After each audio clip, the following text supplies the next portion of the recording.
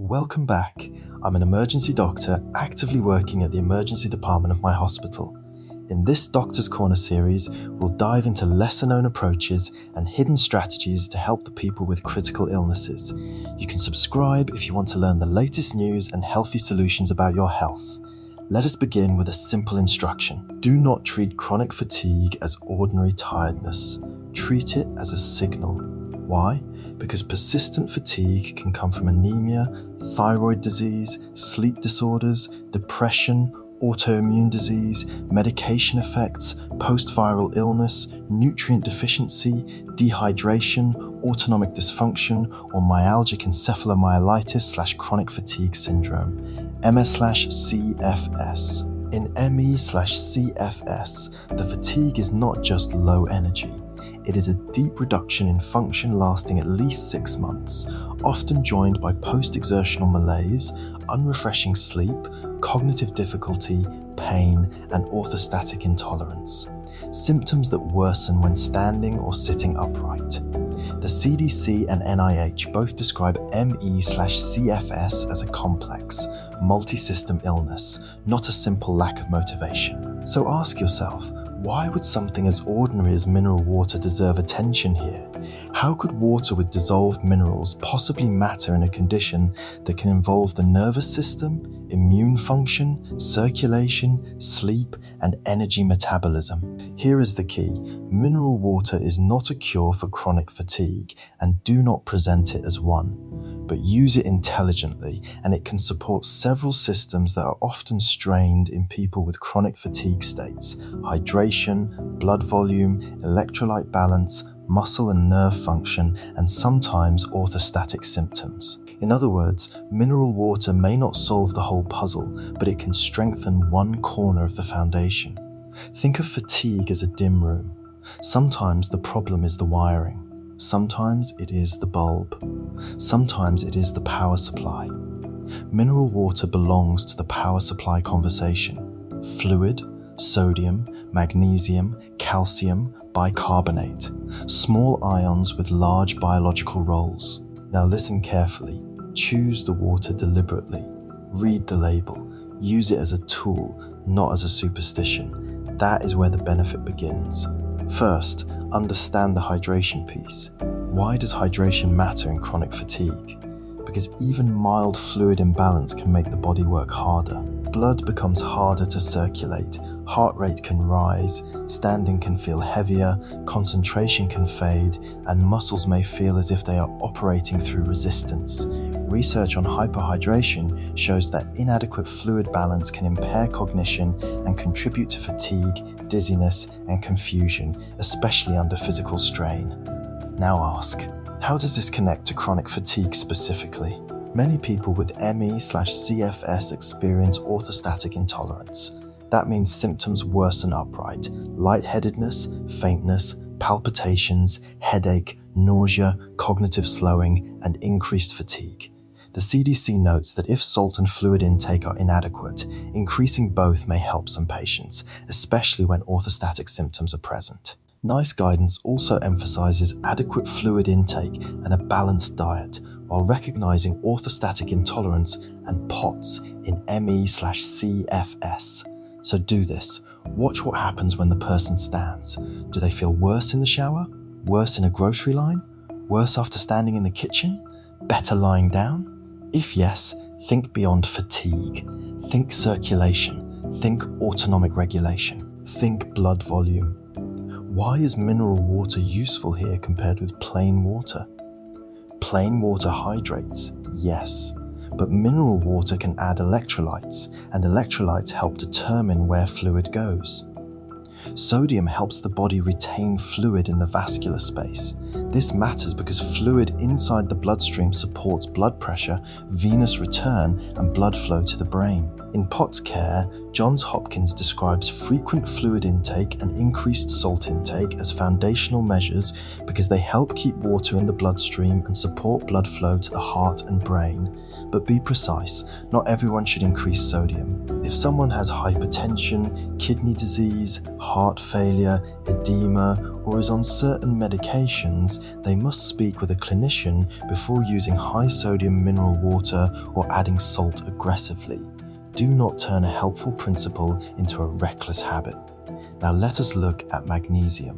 Why should magnesium matter in fatigue? Because magnesium is not a decorative mineral. It is involved in more than 300 enzyme systems. It supports muscle and nerve function, glucose control, blood pressure regulation, normal heart rhythm, and the handling of calcium and potassium across cell membranes. The NIH Office of Dietary Supplements describes magnesium as central to many biochemical reactions, including muscle and nerve function and energy-related processes. Ask the sharper question, how can low magnesium feel? It can feel like weakness. It can feel like muscle tension. It can feel like poor recovery. It can feel like a nervous system that will not settle. Medical references on magnesium deficiency list fatigue and weakness among early symptoms, and more significant deficiency can affect neuromuscular and cardiac function. Now here is the part many people miss. Magnesium in mineral water is absorbable. In a clinical study of adult men, magnesium-rich mineral water showed a mean magnesium bioavailability of about 59%, and the authors concluded it was a reliable magnesium source. Another study in healthy women found that magnesium-rich mineral water can contribute meaningful, energy-free magnesium, especially when taken with meals. So command the audience gently but clearly. Stop choosing mineral water only by taste. Choose it by composition. Look for magnesium on the label. A water containing meaningful magnesium can act as a daily dietary contributor without pills, without calories, and without a complicated routine. But ask, will magnesium-rich mineral water cure ME/CFS? No. Say no clearly. A systematic review of vitamin and mineral status in chronic fatigue syndrome and fibromyalgia found that evidence around supplementation is mixed and not enough to claim that one mineral reverses the illness. So how should we frame it? Frame it as support, not salvation. If someone's fatigue is partly worsened by low intake, poor hydration, electrolyte loss, gastrointestinal issues, sweating, restrictive eating, or medication effects, mineral water may remove one burden from the system. And when the body is already carrying too many burdens, removing even one can matter. Now consider bicarbonate. Why does bicarbonate-rich mineral water attract medical interest? Bicarbonate is part of the body's acid-base buffering system. It does not magically alkalize the blood in a simplistic way. The body controls blood pH tightly, but bicarbonate-rich mineral water can influence urinary acid-base markers and buffering load. A randomized controlled trial, the BiCarboWater study, found that bicarbonate and sodium-rich mineral water produced beneficial changes in acid-base balance markers in healthy adults over short and longer intervention periods. How could that matter to fatigue? Be careful here. Do not overclaim. The connection is not that bicarbonate water erases chronic fatigue. The connection is that some people with chronic fatigue complain of muscle heaviness, poor exercise tolerance, and a feeling of internal strain. Bicarbonate participates in buffering processes that become relevant when the body handles acid load during metabolism. For a person who is medically stable, bicarbonate-rich mineral water may be a gentle way to support hydration while adding a buffering mineral profile. Also notice something clinically important. Sodium bicarbonate-rich mineral water does not behave exactly like salty processed food. In randomized trials with healthy adults, high bicarbonate, sodium-containing mineral waters did not appear to raise blood pressure in the same straightforward way many people fear, and sodium was effectively excreted in one study. But again, give the command. Individualize. Measure. Do not guess. If blood pressure is high, choose low sodium mineral water. If orthostatic symptoms and low blood pressure dominate, discuss sodium-containing options with a clinician. If kidney function is impaired, get medical guidance first. Minerals are helpful only when they match the person. Now let us make this practical. How should someone use mineral water for chronic fatigue support?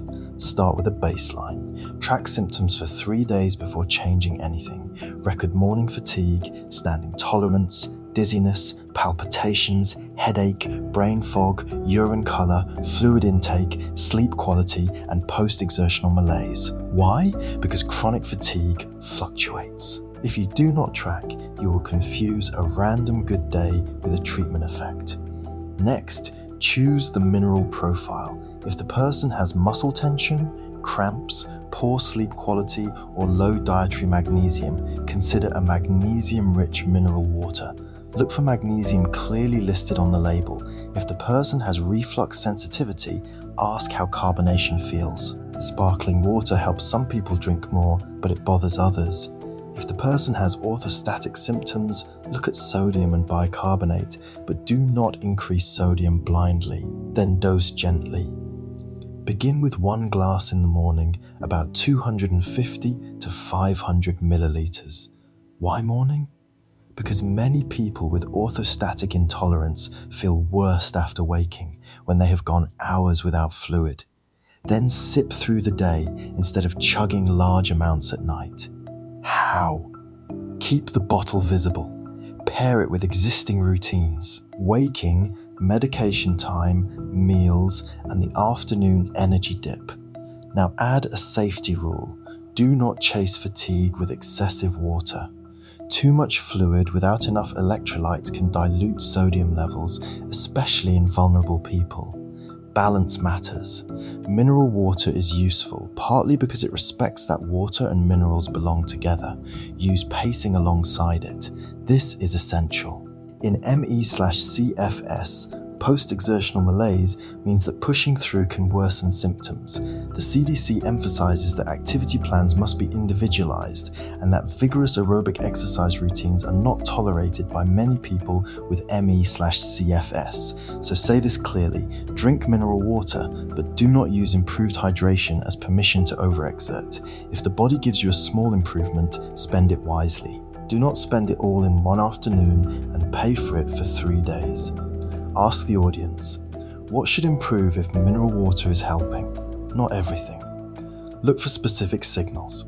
Fewer dizzy spells, less afternoon head pressure, better tolerance of standing, slightly clearer thinking, fewer cramps, steadier heart rate, less dry mouth, and improved recovery after small tasks. If nothing changes after 2 to 4 weeks, reassess. Maybe the mineral profile is wrong. Maybe the fatigue driver is elsewhere. Maybe iron, B12, thyroid, sleep apnea, medication burden, inflammation, or post-viral dysautonomia needs attention. Now give the clinical warning. Seek medical evaluation when fatigue is persistent, disabling, new, worsening, or accompanied by weight loss, fever, night sweats, chest pain, fainting, shortness of breath, blood in stool, severe depression, neurological deficits, or post-exertional crashes. Mineral water belongs in a care plan. It should not delay diagnosis. Why does this simple intervention feel powerful when it works? Because it works with physiology rather than against it. It does not force the body. It supplies fluid for circulation, electrolytes for volume and signaling, magnesium for neuromuscular and enzymatic function, calcium for muscle and nerve physiology, and bicarbonate for buffering support. It is small, repeatable, measurable, and easy to integrate. And ask one final how question. How do we make mineral water medically intelligent instead of just fashionable? Do 4 things. First, read the label. Second, match the mineral profile to the person. Third, track symptoms. Fourth, respect medical limits. That is the difference between drinking mineral water casually and using it as a targeted supportive strategy. So let us close with clarity. Mineral water is not a magic treatment for chronic fatigue. Do not sell it that way, but do not dismiss it either. In the right person, with the right mineral profile, it can support hydration, blood volume, orthostatic tolerance, muscle and nerve function, and daily stability. Why can it help? Because fatigue is not only a feeling, it is often a body-wide state involving circulation, metabolism, electrolytes, and the nervous system. How should you use it? Choose carefully, start gently, sip consistently, monitor the response, and coordinate with medical care, especially if sodium, kidney function, blood pressure, or heart disease is part of the picture. Let this be the takeaway. When energy is limited, support the basics with precision. Sometimes the most overlooked intervention is not dramatic. It is a glass of mineral-rich water chosen with knowledge, taken with discipline, and evaluated with honesty. Take care of yourselves and each other. We are learning this together, step by step, as one community. See you in the next topic.